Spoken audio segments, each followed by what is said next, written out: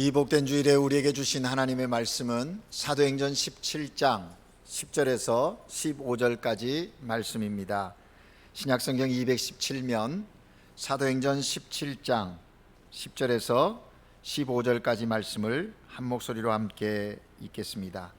밤에 형제들이 곧 바울과 실라를 베레아로 보내니 그들이 이르러 유대인의 회당에 들어가니라.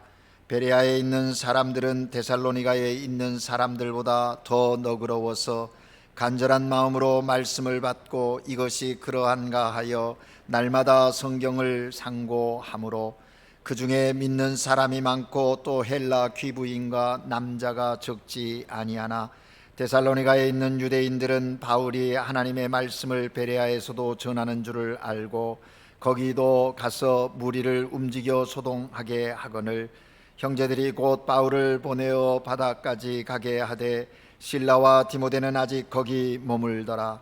바울을 인도하는 사람들이 그를 데리고 아덴까지 이르러 그에게 실라와 디모데를 자기에게로 속히 오게 하라는 명령을 받고 떠나니라.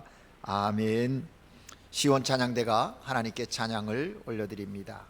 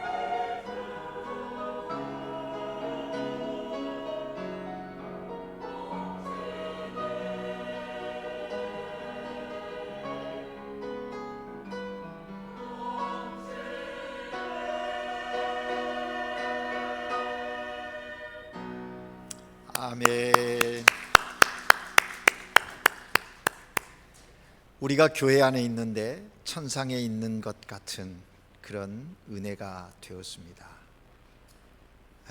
평화, 기쁨, 사랑, 그것은 정말 하나님이 주시는 엄청난 축복이고 은혜입니다. 우리 시온 찬양대에 반주를 하고 있는 나띠, 우리 양유선, 이 프로페셔널한 연주자거든요.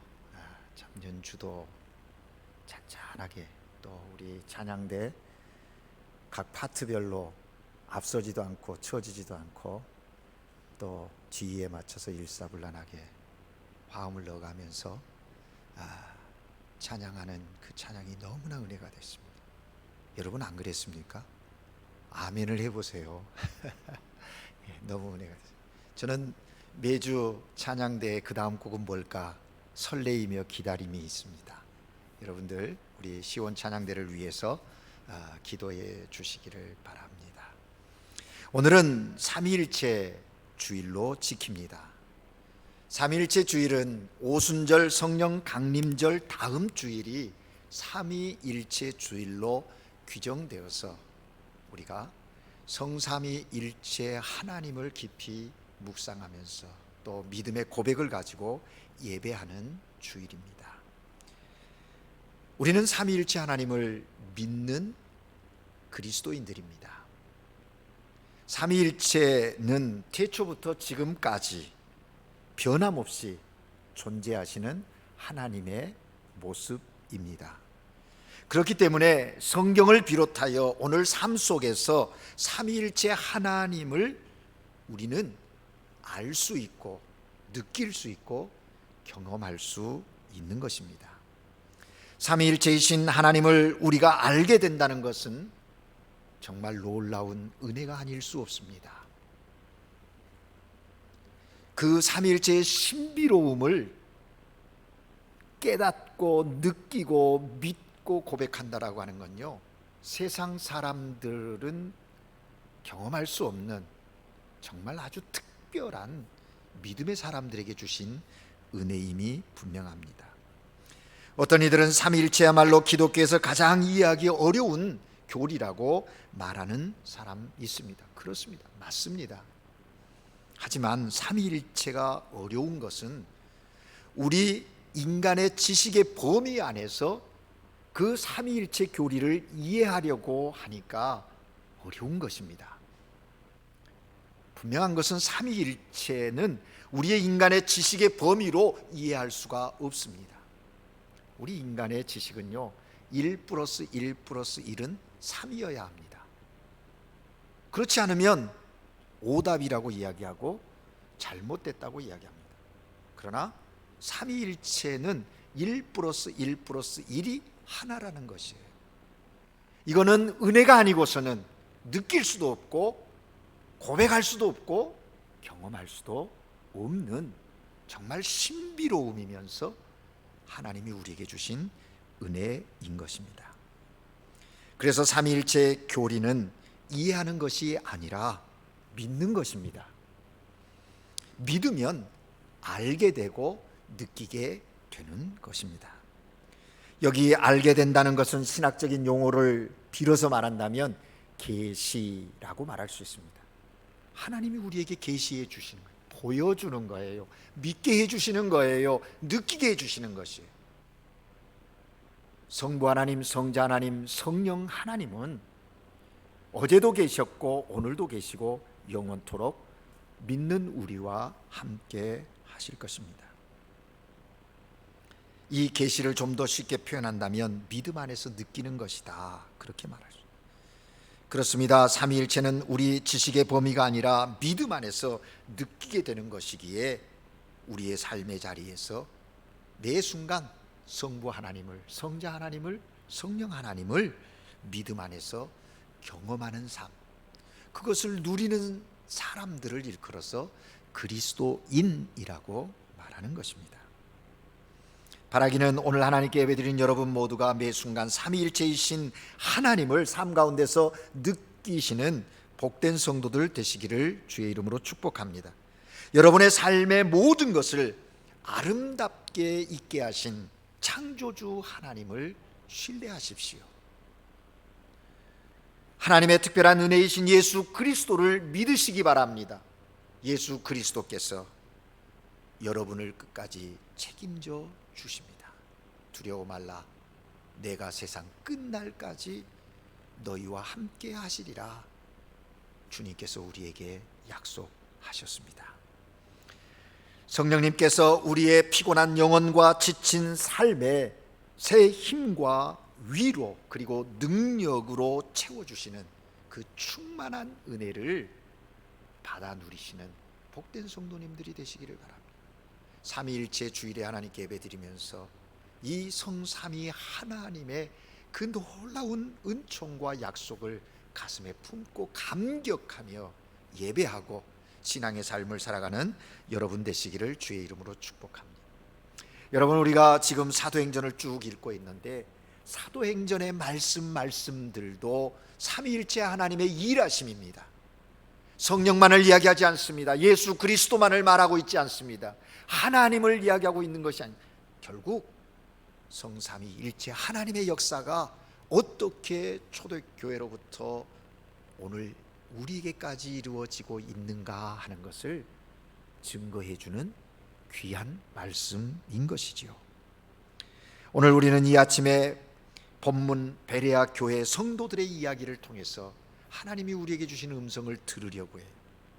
베레아 교회 성도들은 사도 바울의 2차 전도 여행 가운데 세워진 교회입니다.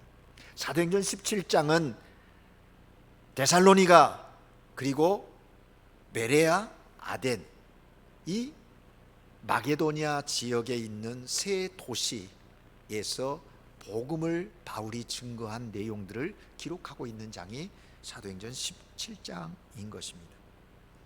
오늘 이 베레아의 교회 이야기가 시작되기 전 앞부분은 데살로니가 지역의 복음 증거의 이야기가 기록되어 있어요.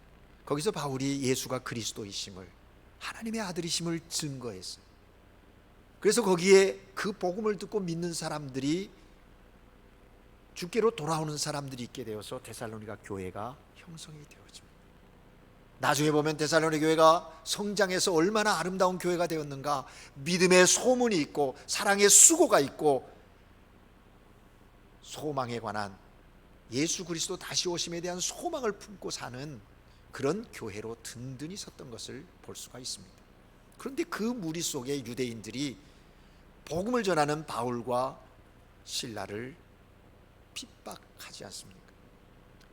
위기 상황에 처하니까 데살로니가에 있는 믿음의 사람 야손과 몇 사람들이 바울과 실라를 한밤중에 데리고 나와서 베레아로 피신을 시키는 것입니다. 그렇게 피신한 바울이 이제 베레아에서 복음을 증거하는 이야기가 오늘 본문의 시작인 거예요. 바울은 여전히 그러했던 것처럼 관습대로, 전에 하던 대로 유대회당에 들어가서 복음을 전하게 되었습니다. 오늘 본문 11절은 데살로니가 사람들과 베레아 사람들을 비교하고 있어요. 성경에서 왜 비교를 하는가? 누구는 좋고 누구는 나쁘다는 얘기인가? 비교가 좋은 것인가 생각할 수 있지만 오늘 본문을 자세히 보면 데살로니가 사람들과 베레아 사람들을 비교하면서 베레아 사람들이 어떤 사람들인지 소개하면서 우리에게 도전을 줍니다. 방금 읽었던 11절을 우리가 다시 한번 읽을까요? 같이 읽겠습니다. 시작. 베레아에 있는 사람들은 데살로니가에 있는 사람들보다 더 너그러워서 간절한 마음으로 말씀을 받고 이것이 그러한가 하여 날마다 성경을 상고함으로. 아멘. 무슨 말씀입니까? 베레아 사람들이 데살로니가 사람들보다 더 너그러운 사람들이다, 그렇게 이야기하고 있습니다. 개역 성경, 우리가 읽는 개역 개정 전에 우리가 썼던 개역 성경에는 이렇게 표현하고 있습니다. 베레아 사람은 데살로니가에 있는 사람보다 더 신사적이어서, 더 너그러움을 더 신사적이라고 이야기를 합니다. 그래서 간절한 마음으로 말씀을 받고 이것이 그러한가 하여 날마다 성경을 상고함으로 라고 기록하고 있습니다. 저는 개역 성경을 읽으며 자라서 그런지요, 이 개역 성경 번역이 더 마음에 깊게 느껴지는 부분이 있습니다. 아마 익숙해서 그런지 모르겠어요. 너그럼보다 신사적이었다라는 말이 더 마음에 깊이 느껴온다는 것. 너그러워서라고 번역했어요. 그런데 이 번역을 새 번역 성경에서는 뭐라고 하냐면 보다 마음이 넓어서, 베레아 사람들이 데살로니가 사람들보다 마음이 더 넓었다, 그렇게 표현합니다. 공동 번역에는 마음이 트인 사람들이다. 뭐 거기서 거기 같은 의미인데 번역의 단어들이 다르죠. 영어 성경에서는요 오픈 마인드라고 번역을 했어요. 저들의 마음이 더 열려 있었다. 누구보다요? 데살로니가 성도들보다, 그렇게 말합니다. 그런가 하면 우리 스페인어 성경에 보면 NBE에는 sentimientos más noble라고 표현했어요. 레이나 발레라에서는요 이 sentimentos를 빼먹고 más noble라고 그랬거든요. 사실 언어의 의미로 접근해 간다면 이 스페인어 번역이 더 가깝게 번역한 것 같다라는 느낌을 받습니다. 왜냐하면 헬라어 언어로 보면 유게네스라는 말인데 그 뜻은 뭐냐면 출신이 좋은, 가문이 좋은 귀족, 노블레라는 게 그런 거 아니겠습니까? 고귀한, 그러니까 상류층 사람들의 보여주는 그 고상함과 우아함이 빼어있는 사람들이다. 베레 사람들이요. 누구보다? 데살로니가 사람들보다 더 그런 사람들이다라고 소개합니다. 여러분, 베레아 사람들이 다 좋은 가문, 명문 가문에 태어났겠습니까? 모두가 다? 아마 그 당시 도시의 특성을 살펴보면 그렇게 부유한 사람들이 아니었을 거예요. 예수를 그리스도라고 고백하고 그리스도인 된 그 그룹들이, 믿는 사람들이 그 당시 사람들에 비교해 보면 뭐 뛰어난 가문을 출신이라든지 경제력이 있는 뭐 부유한 사람이라든지 학문을 더 많이 배웠다든지 뭐 그런 사람은 아니었을 것 같아요. 어쩌면 그 당시에 소외된 무리였고 그 사회 속에서 무시당하고 없음으로 인해서 고통을 당해야 했고 그런 사람들이 아니었을까 하는 생각이 듭니다. 그런데도 불구하고 오늘 본문에는 베레아 사람들은 데살로니가 사람들보다 더 신사적이었다, 더 너그러웠다, 더 마음이 열려있는 사람들이었다라고 말하고 있다라는 것입니다. 여러분, 베레아 사람들이 어떤 면에서 신사적이고 더 너그러웠을까요? 우리는 그거에 초점을 맞춰야 돼요. 사도 바울이 복음을 전할 때 하나님의 말씀을 듣는 태도와 반응에 있어서 데살로니가 사람들보다 베레아 사람들이 더 신사적이었고 더 너그러움을 갖고 있었다, 그 이야기인 것이죠. 여러분, 여기서 우리는 대단히 중요한 영적 교훈을 얻게 됩니다. 하나님의 말씀을 받는 자세에 따라서, 하나님의 말씀을 듣는 태도, 반응에 따라서 엄청난 결과의 차이가 있을 수 있다라는 것을 깨닫게 되는 것이죠. 이제 우리는 바울을 통해서 하나님의 말씀을 들을 때 베레아 사람들이 가졌던 자세와 반응은 어떠했는가, 그들의 태도는 어떠했는가라는 것을 오늘 본문에서 살펴보면서 이 아침 우리에게 주신 하나님의 음성을 들으려고 하는 것입니다. 첫째는요, 베레아 사람들은 하나님의 말씀을 들을 때 오늘 11절에 보니까 간절한 마음으로 들었다, 간절한 마음으로 하나님의 말씀을 받았다, 그렇게 기록하고 있습니다. 여러분, 여기 간절함이라는 것은요, 원어의 의미를 보면 갈망하는 것이고 사모하는 것입니다. 그리고 매우 좋아한다라는 거예요. 듣기를 즐거워했다는. 다시 말하면 베레아 사람들은 말씀을 갈망하면서 사모하면서 하나님 말씀 듣는 것을 기뻐했다, 즐거워했다, 그 의미를 담고 있다는 거예요. 하나님의 말씀을 들을 때 간절한 마음, 그것은 너무나도 귀한 태도요 반응이라는 것입니다. 간절한 마음으로 말씀을 받는다는 것은 마음을 열고 집중해서 듣는다는 거거든요. 여러분, 간절하면요 한눈 팔지 않습니다. 집중하는 거예요. 예배를 들으면서 하나님의 말씀을 듣는 태도를 여기서 보면, 아, 저분은 지금 갈망하고 있구나, 간절함이 있구나 느껴지거든요. 그런데 그렇지 않은 사람도 눈에 띄어요. 집중하지 않아요. 뭔가 산만해요. 집중하면 그 간절함 속에 집중함이 나오는 것이죠. 하나님의 말씀을 간절히 들으려면 사모함이 있어야 하는 것입니다. 말씀에 대한 사모함이 없으면 말씀에 대한 간절함이 없습니다. 예수님께서 심령이 가난한 자는 복이 있다, 애통하는 자는 복이 있다 그랬어요. 여러분, 심령이 가난함과 애통하는 자가 왜 복이 있습니까? 저들에게는 갈망함이 있습니다. 간절함이 있습니다. 사모함이 있습니다. 그래서 주님은 복이 있다라고 선언하신 거예요. 자신의 약함과 죄인됨을 깨닫고 하나님 앞에 부끄러운 줄 알고 회개하는 사람, 복이 있다는 거예요. 그렇습니다, 여러분. 하나님의 은혜를 사모하는 사람에게 간절함이 있습니다. 그 간절한 사람은 집중한다라는 것이죠. 베레아 사람들이 그러했다. 여러분은 어떻습니까? 간절함이 있으십니까? 사모함이 있으십니까? 간절한 사람이 한눈 안 파는 거 아시잖아요. 집중하거든요. 배고픈 사람은요, 음식에 대한 간절함이 있어요. 집중하는 거예요. 목마른 사람, 시원한 물에 대한 간절함이 있잖아요. 그렇죠? 갈망하잖아요. 그 자세가 필요해요. 며칠 전 제가 아베자네다에 약속이 있어서 약속 장소인 카페에서 좀 일찍 도착해서 약속한 사람을 기다리고 있었어요. 근데 옆에 테이블에서 어떤 분이 누구와 통화를 하는데 뭐 이런저런 얘기를 하면서 목소리가 좀 컸어요.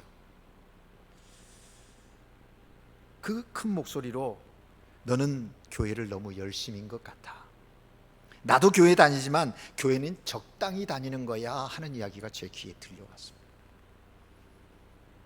목사인 저의 마음이 좀 불편했습니다. 저분 도대체 어느 교회 집사일까? 제가 알지 못한 분이어서 다행이었지, 알았으면 나중에 조용히 불러서 집사님 무슨 말씀입니까? 하고 그분이 만약에 나를 안다면 그렇게 얘기했을 거예요. 근데 좀 불편하긴 했지만 그렇게 들었어요. 궁금했습니다. 여러분, 교회에 다녀도 적당히 다니고 하나님 믿어도 적당히 믿는 사람, 그 사람에게는 간절함이 없습니다. 사모함이 없습니다. 하나님의 말씀을 귀담아 듣지 않습니다. 집중하지 않습니다. 오늘 내게 하나님이 뭐라고 말씀하실까 기대하면서 집중함이 없다니까요. 적당히 대충 그렇게 신앙생활하는 거예요. 그러니 그리스도인이지만 삶의 변화가 없고, 그리스도인이지만 하나님이 주시는 은혜의 기쁨을 누리지 못하고 그냥 그 상태에 머물러서 종교인으로 살아가게 된다라는 것입니다. 적당의 기준이 어디에 있는가? 하나님께 있으면 얼마나 좋겠습니까? 그런데 대부분 그 적당이라고 말하는 사람의 기준을 보면 자기 생각과 자기 편리함에 있음을 알게 됩니다. 자기 만족, 이쯤이면 됐어. 너무 극성스럽게 믿어도 안 되고 요 정도만, 나는 요 정도야 라고 스스로 자기 만족, 자기 기준에 규정 지어서 그렇게 신앙생활 한다. 베레아 사람들은 그러지 않았어요. 여기 신사적이다, 너그러움이 있었다라는 것은 간절한 마음, 사모하는 마음, 갈망하는 마음이 있었기 때문에 그렇다는 거예요. 여러분, 우리는 말씀을 들을 때 우리의 마음 상태를 살펴야 합니다. 나의 마음은 간절함이 있는가? 사모함이 있는가? 말씀을 읽을 때나 들을 때나 그런 태도, 그런 자세가 요구된다는 것이죠. 튕겨나가지는 않고 있는가? 듣기는 하고 있는데 딴 생각하고 있지는 않는가? 오늘 이 목사 왜 말이 길어지지? 왜 저렇게 소리를 팍팍 지르는 거야? 넥타이가 삐뚤어졌네? 이거는 이미 듣는다고 눈은 마주치고 있지만 마음은 이미 흐트러져 있는 거예요. 맞지 않는 거예요. 그런가 하면 아예 들으면서 눈 딱 감는 사람이 있습니다. 안 듣겠다는 거죠. 저는 눈 감고 듣습니다. 목사 얼굴 안 보고 말씀만 들으려고. 그러나 집중이 된다면 그렇게 하십시오. 그런데 그렇죠.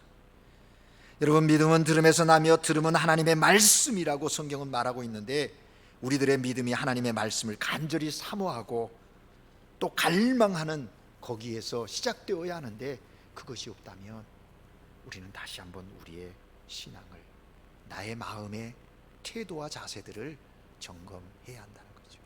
말씀을 들을 때 나의 태도와 자세는, 반응은 어떠해야 하는가? 오늘 베레아 사람들을 통해서, 베레아의 성도들을 통해서 배워야 하는 것입니다.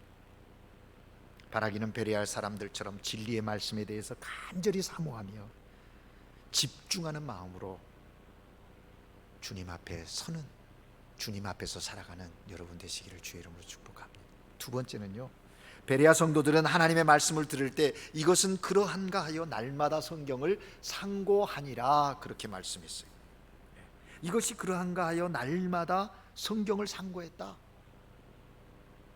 스페인어 성경에는 todos los días examinaban las escrituras para ver si era verdad lo que se los denunciaba. 전해진 말씀이 정말인가? 그 말씀이 나에게 어떤 의미인가? 그것을 깨닫고 싶어서 날마다 엑사미나랬다. 확인했다는 거예요. 점검했다는 거예요.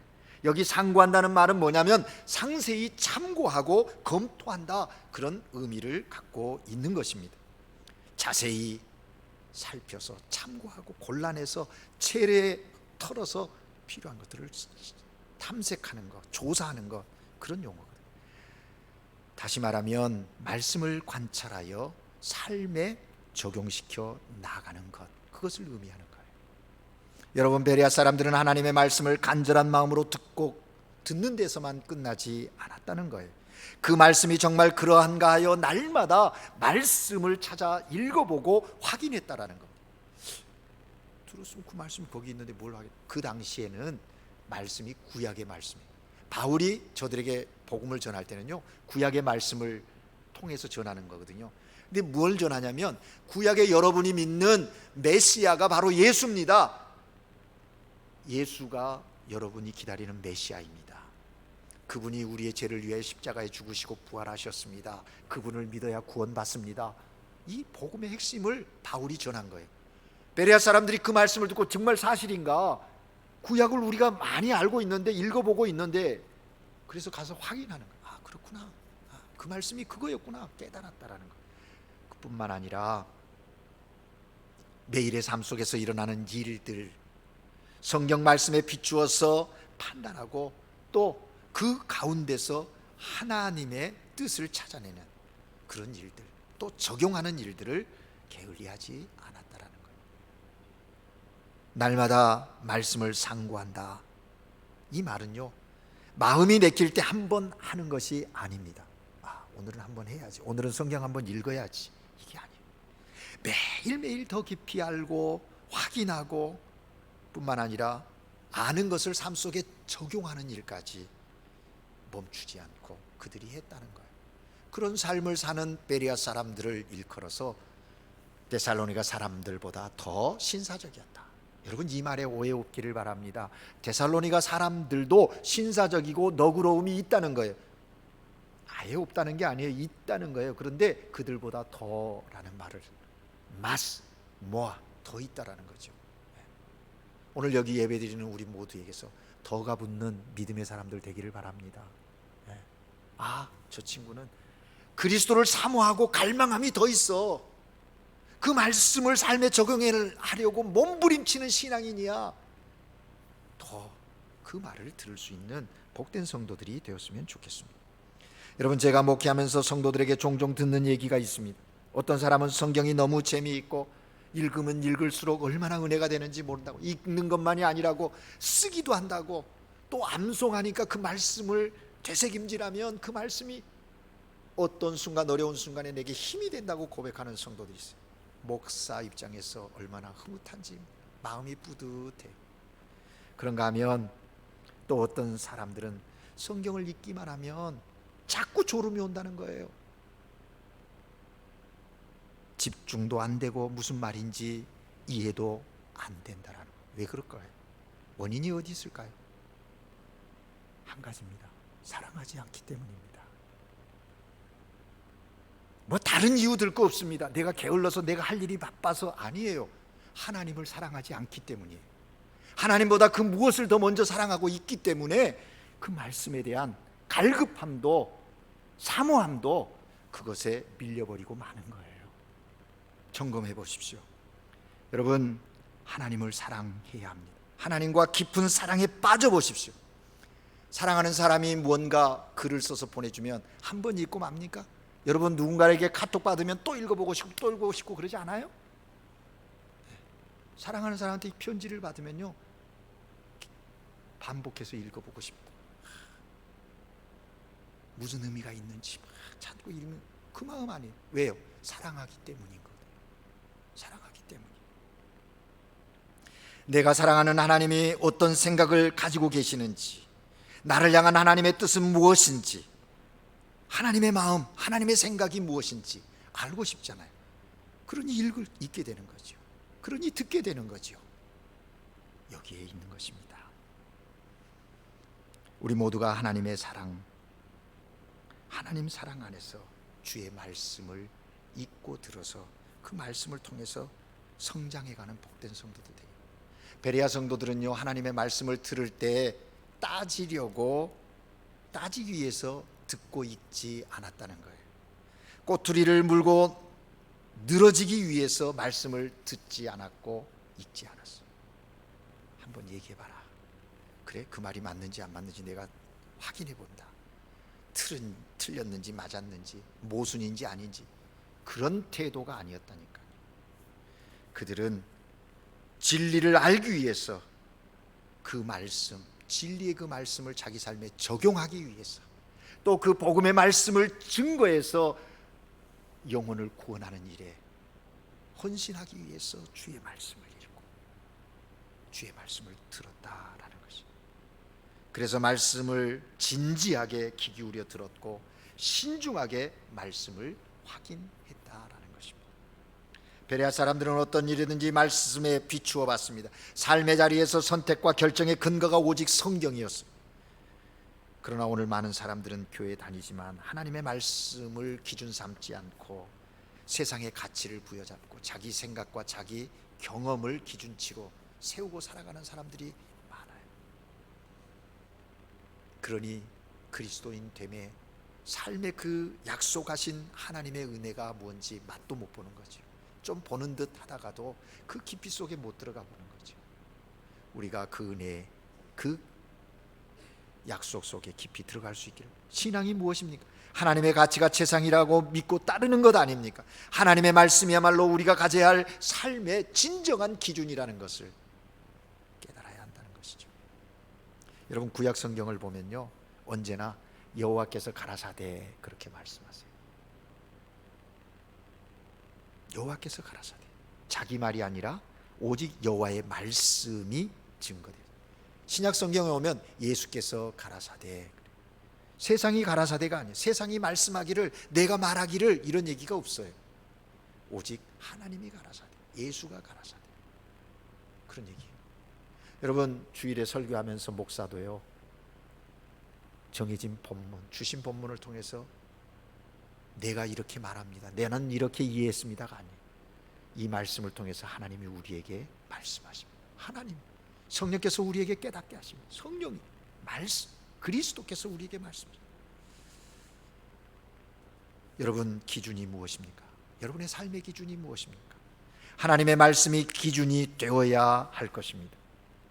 하나님의 말씀이 기준이 아닐 때 잘 되는 것 같아도,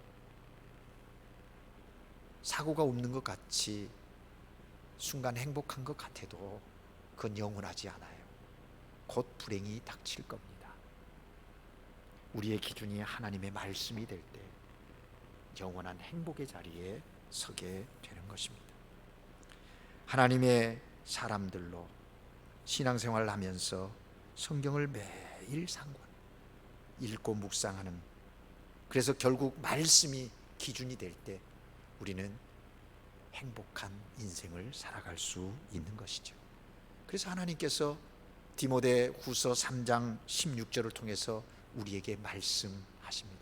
모든 성경은 하나님의 감동으로 된 것으로 교훈과 책망과 바르게 함과 의로 교육하기에 유익하니 이는 하나님의 사람으로 온전케 하며 모든 선한 일을 행하기에 온전케 하려 하심이라. 아멘. 그렇습니다, 여러분.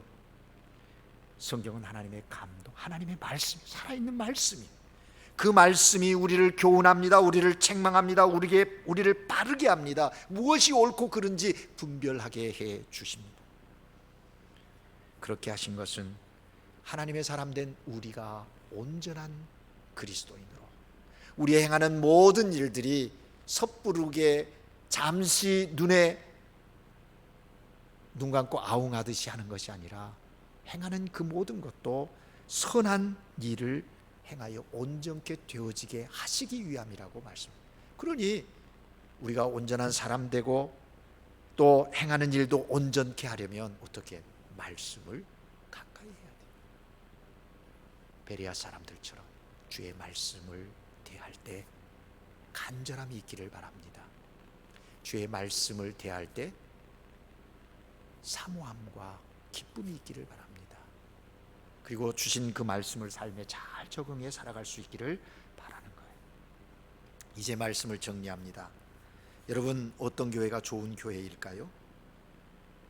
가장 모범적이고 수준 높은 교회는 어떤 교회라고 생각합니까? 성도들이 많이 모이는 교회일까요? 재정이 풍부해서 다양한 프로그램을 통해서 많은 사람들이 기쁨을 누리고 또 신앙의 훈련을 받는 교회일까요? 이러한 교회도 좋은 교회일 겁니다. 그러나 정말 모범적인 교회는 하나님의 말씀이 살아있는 교회, 말씀을 간절히 사모하고 말씀을 매일 상고하고 말씀을 받아 변화되는 사람들이 모인 교회, 그 교회가 하나님이 원하시는 교회고 하나님이 기뻐하시는 교회고, 그 교회를 통해서 하나님은 오늘도 일하시는 것입니다. 우리 한국교회가 그런 교회 되기를 소망합니다. 오늘 하나님께 예배드리는 여러분 모두가 그러한 하나님의 자녀들 되기를 주의 이름으로 축복합니다. 그래서 우리의 삶의 자리에 주의 영광을 보는 기쁨이, 주님이 주신 약속을 부여잡고 나아갈 때 거기에 하나님의 역사를 체험하는 그런 복된 성도들 다 되시기를 주의 이름으로 축복합니다. 기도하겠습니다. 사랑의 하나님 아버지, 어둠이었던 우리에게 진리 되신 예수 그리스도로 말미암아 구원함을 받게 하여 빛의 자녀 되게 하시니 감사합니다. 하나님의 이 엄청난 사랑을 받은 우리, 이 사랑을 부여잡고 오늘 이 시대를 살아가는데 우리 힘으로 살 수 없어 성령님을 신뢰합니다. 성령 충만하게 하셔서 우리의 삶을 성령께서 주관하여 주시옵소서. 그래서 베레아 교회 성도들처럼 우리도 주의 말씀이 살아 움직이는 믿음의 사람으로 살게 하시되 우리 가운데 간절함이 있게 하시고 사모함이 있게 하시고 그 말씀을 늘 읽고 묵상하여 순종하게 하시되 주의 영광을 볼 수 있는 믿음의 사람들로 살게 하옵소서. 그러한 교회 되게 하옵소서. 우리를 사용하여 주시옵소서. 예수 그리스도 이름으로 기도합니다. 아멘.